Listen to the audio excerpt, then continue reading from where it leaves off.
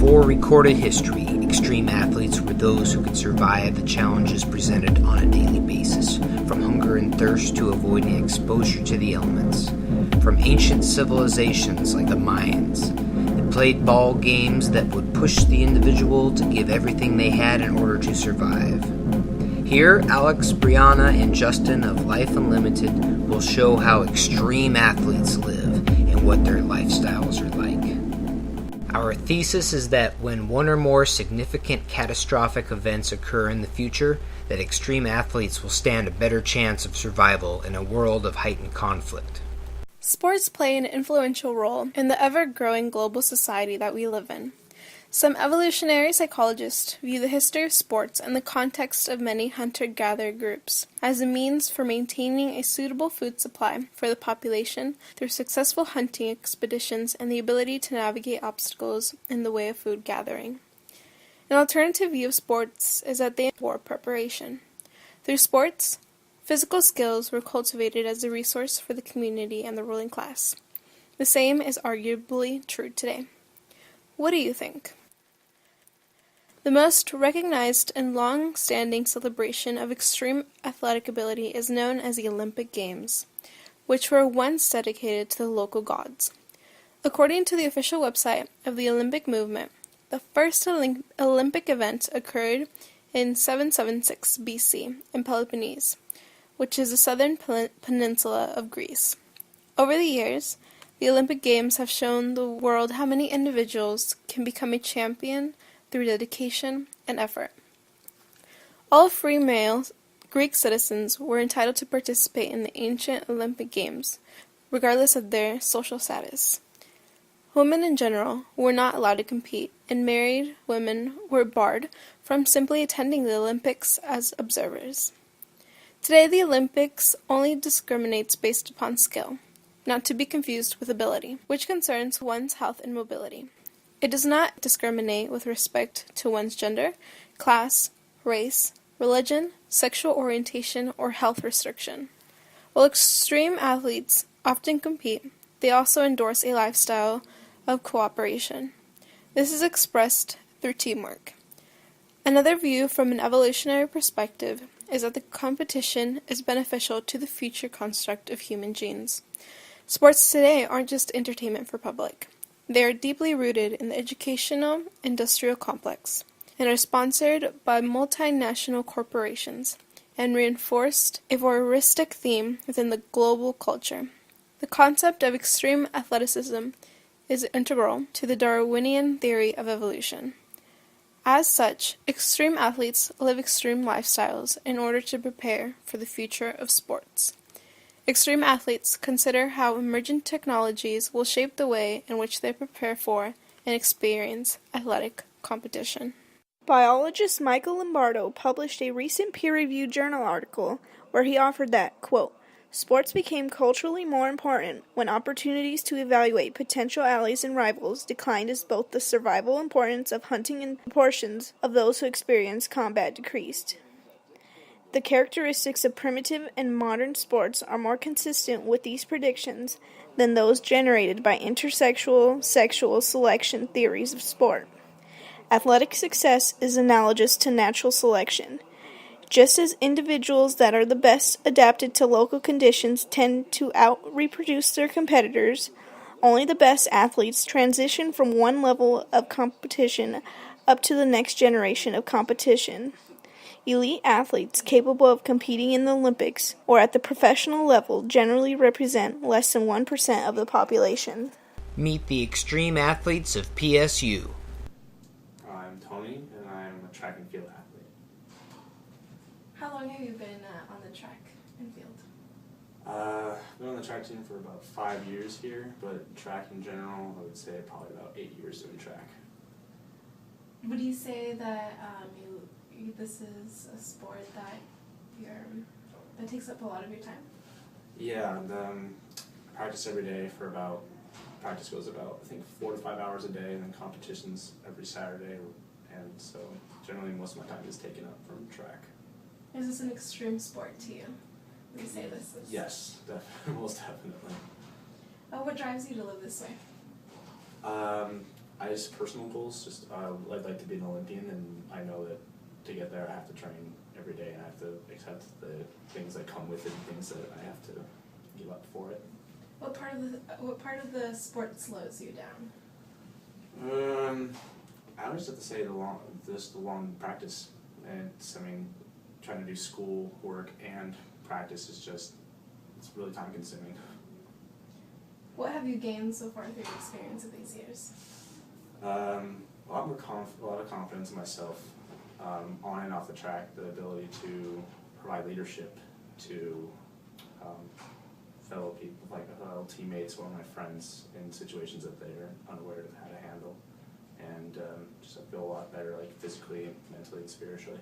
Have you lost anything being in extreme sport? A social life. I don't really have much of it. It's usually eat, sleep, practice, and go to school. So what's the most difficult part of having to train? I would say adapting to the weather. I mean, especially here in Oregon, where Oregon's pretty bipolar. It's raining one day, sunny the next. It's hard. Well, what type of advice would you give someone who wants to be in your shoes today?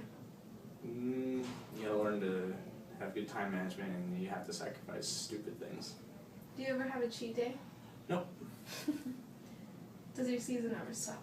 No, unfortunately not for track. We're full competition year round. Can you describe a typical day?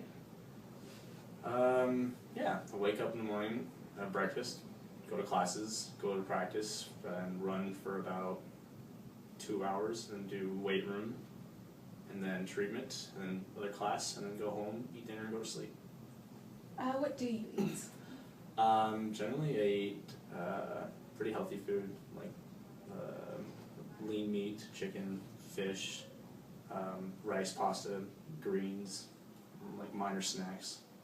Do you ever use supplements? Yes, I take iron, and I take a kind of like a lung opening pill, like an oxygen pill, as well as just a couple of random like everyday necessity pills. Would you say it's the highlight of your life to be doing this? Could you look back and say that this extreme sport was worth it? Oh yeah, most definitely was worth it. I'm Karen Wright, and I play softball. How long have you been playing softball? I have been playing since I was 4 years old.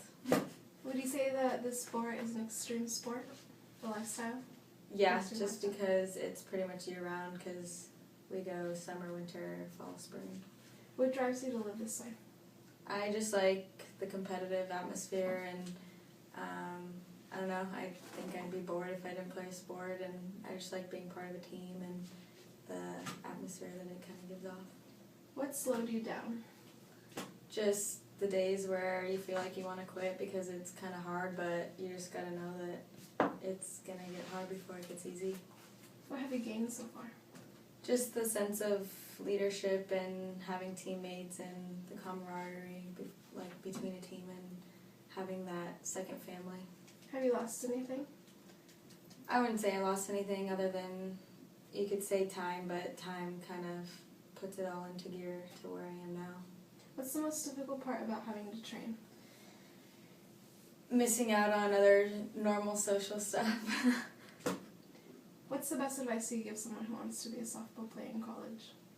To just keep working hard and know that, once again, it's going to get hard before it gets easy, but it's all worth it once you know that you could be a champion one day.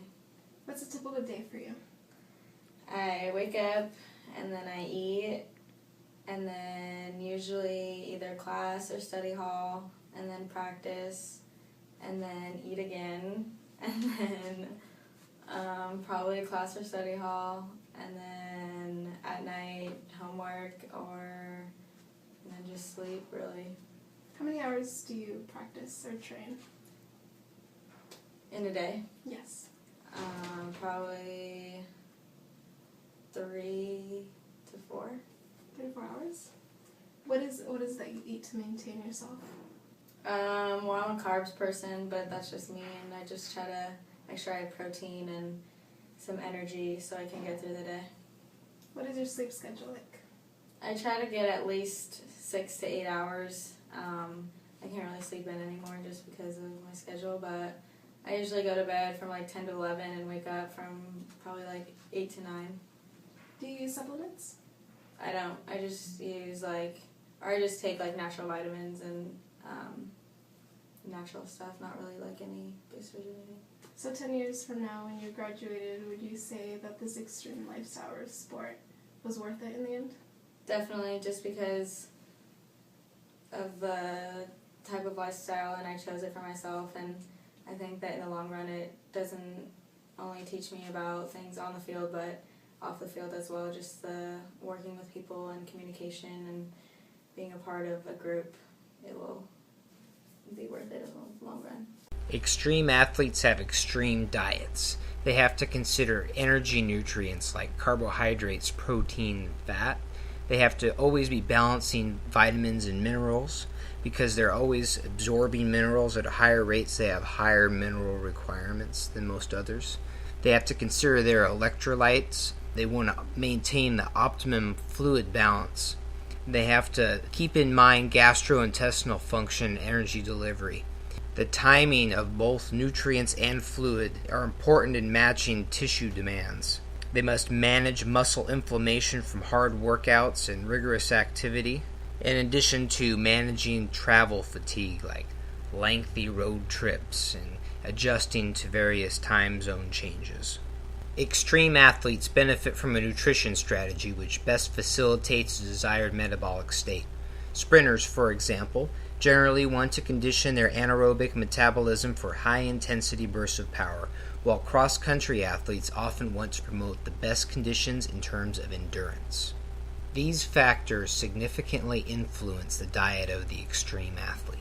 The lifestyles of many extreme athletes are so extreme that their sleep hygiene takes a bad turn. For example, you'll see chronic sleep deprivation along many extreme athletes, in addition to heightened anxiety from lack of sleep. In times where there's trips across time zones, jet lag plays a factor. There's a lower precision rate and lower performance, with higher number of errors and higher number of injuries among extreme athletes.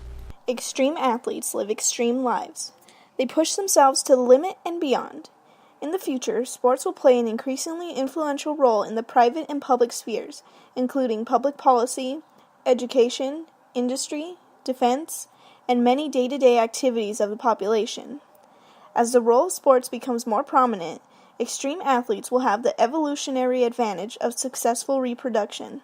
Even though all of the physical stress takes its toll on extreme athletes by the end of the season, they are always eager to start looking for better ways to prepare themselves for the next season. Ask yourself, will the genes and other characteristics of extreme athletes serve as templates for the future embodiment of conscious beings? No matter what the sport is, all extreme athletes have one goal: to be better than they were yesterday. The essence of extreme dedication to athletics can help develop the tools for building a lifetime of knowledge and experience. Extreme athletes are committed, and they learn how to bounce back from failures. Their extreme lifestyle keeps them seeking the next level of achievement. They always try to work harder than the person next to them. Discipline plays a major role in the lives of extreme athletes. They have to tell themselves not to eat unhealthy foods, even on special occasions and social events. Their lifestyle often involves getting up early in the morning.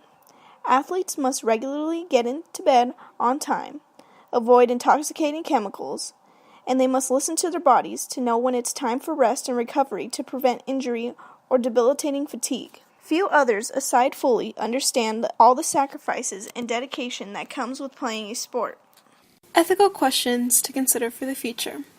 First, how will the future of biotechnology shape the landscape of sports and the construct of extreme athleticism? Where will the line be drawn regarding the use of technological human enhancement in the context of athletic competition? And what role should gene testing have in professional sports? Thank you for watching.